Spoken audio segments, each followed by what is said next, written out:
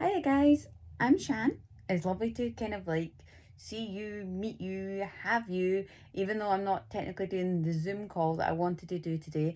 I'm running around a little bit and I wasn't really sure of the signal, so I thought what I'd be better doing is recording a quick video and conveying the message that I have for you, and then Lorraine and Charlotte, I'll be able to take all your questions and then we can just take things from there. And I also thought this would be a good way that I could give you a wee bit of backstory about strawberry lemonade. So if you don't mind, I'm going to go back to start. So, as I said, I'm Shan. I set up strawberry lemonade in, like, the idea was say 2017, 2018, and sadly, like, my mum was really sick then. So I think that that's a good thing to recognize, that you can have loads of dreams and they can definitely still come true, but they'll sometimes you've just got to wait a wee bit longer than you thought. So I have been a corporate event planner for about 10 years now. I did a degree after dropping out round one at university. I went back to uni and I did PR and media, and I was garbage at it. But I was just like, oh well, nothing else to do, and I better stick in at this, or try and get something. By the time I got to second year, I was like, you know what, I much prefer events. Like, that's really where I can see myself. So I scraped by in university, which is funny because I then decided to go back years later and do my master's. And I remember my mum saying to me, like, why are you going back? You were rubbish when it was free, let alone when you had to pay for it. But anyway, in Scotland, it's free to go to uni, unlike in England.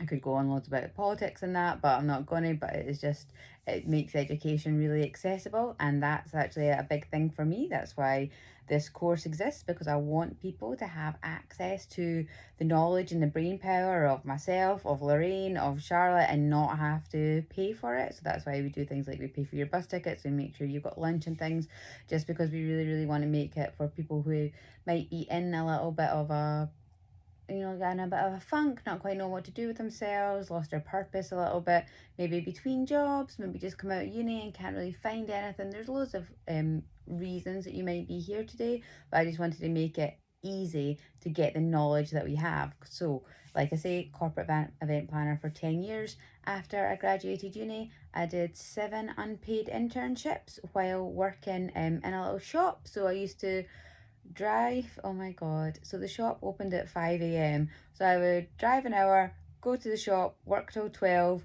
drive back to Edinburgh, which is where I lived at the time, do the internship. So working in a PR agency, I worked for an ad agency, I worked for interior design, I worked for a local clothing store, like a little independent store running their events. Like, god, there was so many. The absolute one that didn't suit me was I worked in a few, but in one particular PR agency, it was so sad. So you had what was called the interns desk. So it sat, like, you sat with your back to everybody. So if there's ever any chats going on, you're like, oh, good one, yeah, haha, that's funny, yeah. Or, oh, you just were like, I was like, oh my god, like, I feel like some sort of social outcast. And the guy that ran the agency was so stingy that he wouldn't put the lights on. So you were sat there, like, on your computer screen, like, oh my, and it's like January, like, it's like dark. And then the best bit was that he wouldn't put the heating on.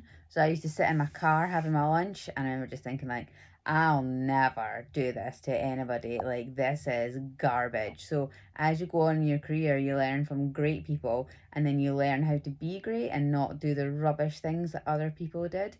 So a big thing for me is making sure that all our staff work really flexibly. So um, Lorraine just works with us kind of 16 hours a week, and she does that over a few days. Charlotte, she's part of our Kickstart program, so she works a little bit differently. So she just splits her hours up in a small chunk in every day.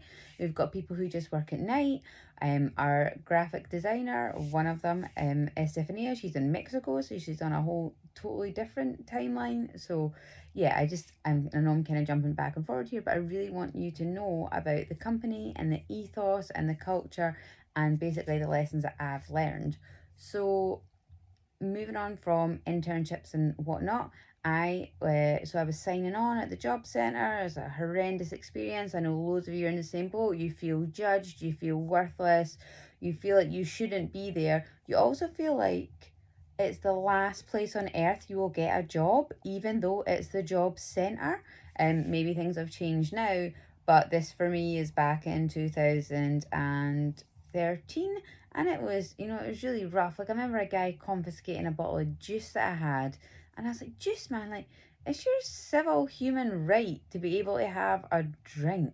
Like, God, the power struggle. So that's definitely, again, something that we don't do. And in events, you cannot be like that. Everybody's on the same page, everybody's on the same team, you're all working towards the same goal. And when it's a live event, like, everybody just has to muddle in. So I might have the fancy title of CEO, but I'm absolutely still emptying bins, wearing a high vis jacket, running around after folk, cleaning glasses. Like, it's the nature of the beast, and it is what it is. And it's it keeps you human, lots of humility, grounded, so be it. So eventually I did get a job through the job centre, though they'd sent me to an interview with this organisation called the Edinburgh Chamber of Commerce.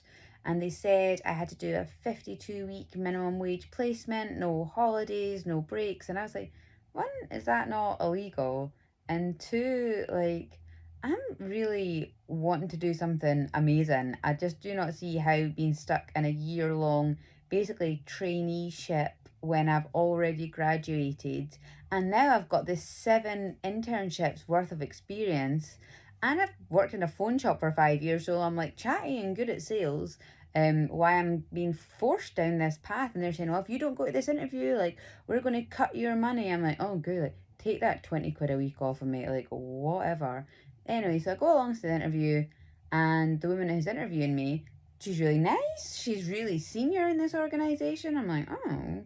Anyway, the more we're getting into this interview, she is not talking anything about like 52-week minimum wage placement. Like, she's talking about a job that I really want, even though I really don't know what the hell it is.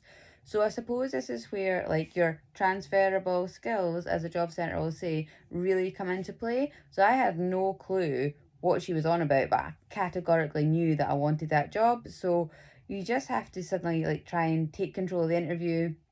The way that Liz interviewed style, she was just very interested in asking questions. And as you can tell, like, we're like 8 minutes into this, so, like, I like chatting, and, well, everybody likes talking about themselves.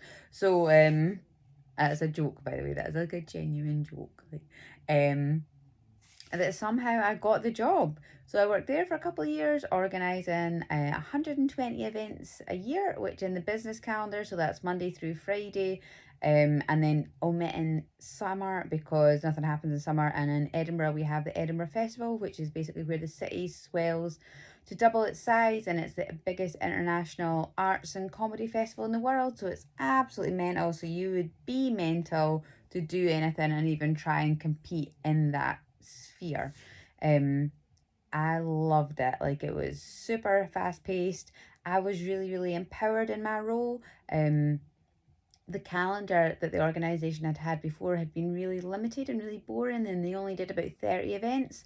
So then when we took it up to 120, it was like, oh, this is, like, really fun, and you just get to meet loads of really interesting people. And then that's where I would say that actually volunteering really changed my life. So I was introduced to an organisation called the Homeless World Cup. So it's an international football tournament that takes place every year, and it's for people who have been affected by homelessness, rehabilitated through sport, and they come together in a celebration. So I was asked to volunteer at that in Chile, in South America, and I'm thinking, like, absolutely yes. Like, this is for me. Like, I just want to keep learning. Like, and this is obviously for me. So I fundraised for it, I backpacked, I did charity raffles, I did a big pub quiz. Like, there was loads of things that I did to get there, and it was genuinely magical. And then I'm not going to give you blow by blow, but it really, really did open doors. So then I ended up working with the organisation that puts together Team Scotland. So I work for a company called Street Soccer Scotland. So they do football across Scotland for people again who've had a tough time, people to come together, make friends, have a purpose, find out really what's there in the world. And here is where Strawberry Lemonade was born. So I ended up being in charge of all the corporate events. So that was anything that would make the organisation money that wasn't technically fundraising. So I wasn't a tin shaker, but I would put on gala dinners, golf days. We worked with huge names. My boss, David, was a massive Man United fan. So we worked with Sir Alex Ferguson, Eric Cantona. That's when I got to know John Bishop. And there's a connection there that'll come back. And it was amazing and I loved it. But, you know, there's like always been a thing in the back of my head. I'd quite like to do my own thing. And as I said at the start of this call, my mum had been ill and then sadly she passed away. And I just thought, if I don't do things now, I'm never going to do it. So I decided to leave street soccer after one particular event had been the catalyst. So what happens is often like large companies like banks or accountancy firms or lawyers or whatever will kindly give you a day of their staff's time. So they would come and volunteer for a charity. And we were given a big group of people from the bank. And this was at a charity dinner. And these folk are like as we would say in Scotland, like they're ripping my knitting, right? They're saying to me, there's only water. Like, I want a tea, I want a Coke. I'm like, mate, like, jog on. You could be cleaning a swamp or you could be painting a school, but you're here with me in the Hilton, just wearing a happy to help t-shirt, getting your photo taken with Eric Cantona. No, no, no, no. This is not working for me. But subsequently, we also had a group of guys and girls who were going to the football sessions. So exactly folk like yourself. So people who've been through a bit of tough time, unemployed, just looking for a new purpose, might have had experience of drug addiction, homelessness, mental health challenges, you name it. But actually at the event, nobody knew, right? So you walk into that event, you've got your happy to help t-shirt on. Absolutely nobody knows what's going on in your life. You've got anonymity. You've left your problems at the door.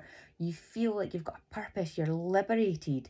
Also, these guys and girls, they were buzzing to help me. So I'm saying, oh, TJ, I'm really sorry, but I've got 1,000 booklets that you need to put out on tables. He's like, yeah, no problem, pal. I'm like, oh, TJ, can you run and get me a Red Bull and a can of Coke and a Twix for the shop? He's like, aye, no bother. Because I know he's going to have a fag at the same time. And the grit of this group of guys and girls versus my professional corporate volunteers was like night and day. So I've got my team for the football drop-in sessions. They're with me at 6 a.m. They're rolling all day. They're like, heads down, categorically loving it. And I've got folk at the bank saying, I just would like a decaf and I think that you should pay for that because I'm giving up my time. And I'm like, mate, you're a bank. Like, get to it. So anyway, this got me thinking all about Strawberry Lemonade. I knew I wanted to set up my own social enterprise. I knew I wanted to run events on my own terms. So eventually that's what I did. So in 2019, basically at the end of April, I left my job. I turned 30. I went on a surprise trip to Rome and then I came back. And here's the Liverpool connection. I started with my first client who were called the Liverpool Homeless Football Club. So maybe some of you will know them. They're a sensational organisation that are in the city. They've been operating for about 14 years and they do exactly the same as the Scottish charity that I was working for, but they're just a wee bit on a smaller scale in terms of their corporate side of things. Definitely not smaller in terms of the good that they do because they do so much good. And I just picked up and they became my client. I started organising events for them, kind of getting their social media shipshape and so forth and so forth. And obviously 1 year later, everything's kind of cool. And then somebody's whispering in my ear about this COVID and this coronavirus. And I'm like, oh, no, like, don't be daft. Anyway, as we all know, it hit us like a bullet. And here again is your transferable skills. So suddenly the charity is still operating. It's still got people that need its support. Actually, now it's got more people than ever because there's been a massive influx of people who have lost their jobs, are shielding, so they can't go out, but they still need food parcels. They don't have a community around them, they don't have family around them. So actually, all we did was, instead of organising events, we started organising food deliveries. And in the end, we did something insane, like 100,000 meals. We got, I mean, this lasted all the way up to Christmas. We got people Christmas trees. There was Easter eggs, there was, oh my god, like nappies, fridge freezers. We just became the go-to. So I was organising that, and then I was also bid writing, which is a kind of like, I feel like a lot of people don't really know, but it's a job where you write applications to funders, so people who give you money. So that might be the National Lottery, it might be the Postcode Lottery. There's hundreds of thousands of organisations like this. It might just be a wee family charity that have set up and they just want to give small pots of £100 to communities. It might be massive companies like Standard Life have set aside a pot to give you like large sums of money, so that you as a charity can function and pay your bills. And obviously, as a charity, you're used to doing events to make money, you're used to backpacking, you're used to tin shaking. All of that stopped, so we had to rely on grant funding, which we managed to take over. So I'm super, super proud of that. And now, where the events world is we are opening back up. We've been running this course. This is I think the third time that we've run this project in Liverpool. The thinking was that I was like, if I'm down in Liverpool a lot, I want Strawberry Lemonade to be doing our own good work as well. So the film festival came from the idea that so I had one of those gap years, guys. I was a lot older than the kind of standard 18-year-old. I was 25, 26, and I decided to do a bit of traveling. And when I was out in Australia, I went to this film festival, which was pretty expensive, first of all, but it was a whole list of like adventure film festivals, and I just thought, this is cracking. Like, this is mad. People jumping out of planes, climbing mountains with their dogs. It's everything from happy to inspirational to just like, what the fuck. Like, it was just, yes, it was just cool, but it was expensive. So I just thought, like, I want folk to have access to this, and this is where we are now. So I decided to buy the rights to a load of film adventure films. Hopefully there's a lot of people in the room today who've already started watching them. Lorraine will get your details, and for those of you who also want to help us plan the film festival and really shape it from the ground up, I'm going to get you guys to watch the films as well. There's like loads of films, and then we'll come together and I'll get your feedback and I'll get your notes. And guys, if you've already watched the films, can you tell Charlotte the ones that you liked, what you liked about them? And Charlotte, if you can take these notes and then forward them over to me, that would be amazing. And we will start kind of upvoting films, and what I'll do is I'll recommend the ones that are coming through strong list to the new group of guys, and then I would say please watch these and see what you think. Then I've obviously got my own notes and my own ideas of what I think will be really good. And drum roll, we have an official day. So our film festival categorically will be on April 26th at the Fact Cinema in Liverpool. It's called Bordering on the Wild. The reason is that I now live in the Scottish borders and we were starting it here, but you know, plans change. So from now on, I just want you guys to be, you know, helping me plan. Lorraine will tell you the story of how you do it. In terms of breaking down, like, we're doing a bit of marketing, a bit of digital media, a bit of sales, a bit of customer service, and I'm looking for folk to work on the day, and then I'm also looking for people to work beforehand, so like putting posters up, flyering. If you don't have a massive amount of tickets to sell, because obviously if you're with us for this journey, you'll be there watching the film, so that'll take up a fair few seats. And so I reckon that we will probably have about 30 tickets to sell, and I'm looking at selling them between between £5 and £8.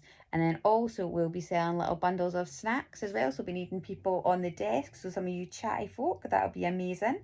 And yeah, I just think it'll be great, and it's just something that I've wanted to do for ages. So you know, tell your ma, tell your pa, bring your gangster granny along.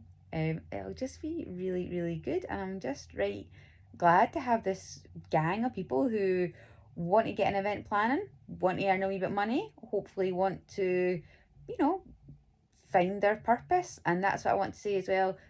Like, you know, when you're out of this room, you're not out of the team, right? So if you want, I mean, I've seen some of your CVs and my God, do they need help? So use us for this, eh? Like, you're competing against people who have got like professional looking CVs and things, and I bet you have got loads of experience, and you're going to have loads of experience after this course. So you want to sell yourself in the best way. If you've not got a LinkedIn and you want to get one, ask. So keep in touch with me, keep in touch with Charlotte, keep in touch with Lorraine. I hope you have a great day today. Enjoy lunch. I hope I've not rambled on too much. I hope you get the idea behind us.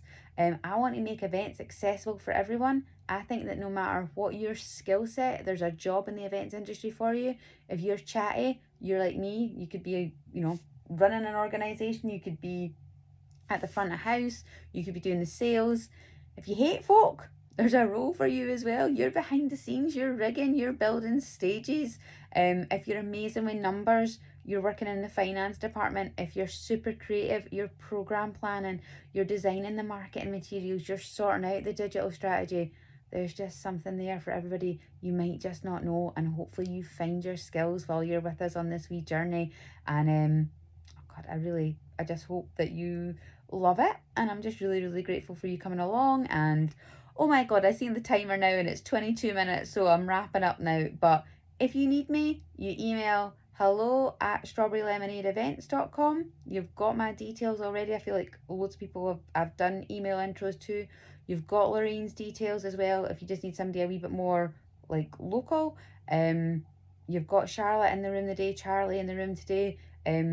She's got a degree in product design, so there's loads of things you could be asking her about, like what's uni like, how did it get a degree, like, and so forth and so forth. So just use us. We don't want to be like the job centre. We want to be approachable, and my God, you're allowed to have fun in life. So just remember that, this is meant to be fun. You're meant to be having a laugh here. You're meant to be making new pals. You're just meant to be seeing where like event planning and, you know, all of this can take you. And see if it decides that you just want a job in Tesco's, we are so here for it. And see if you want to become like more embedded in events, we're here for that too. So have a fab day, enjoy your lunch, keep in touch, watch the films, give me some feedback, and I'll see you soon.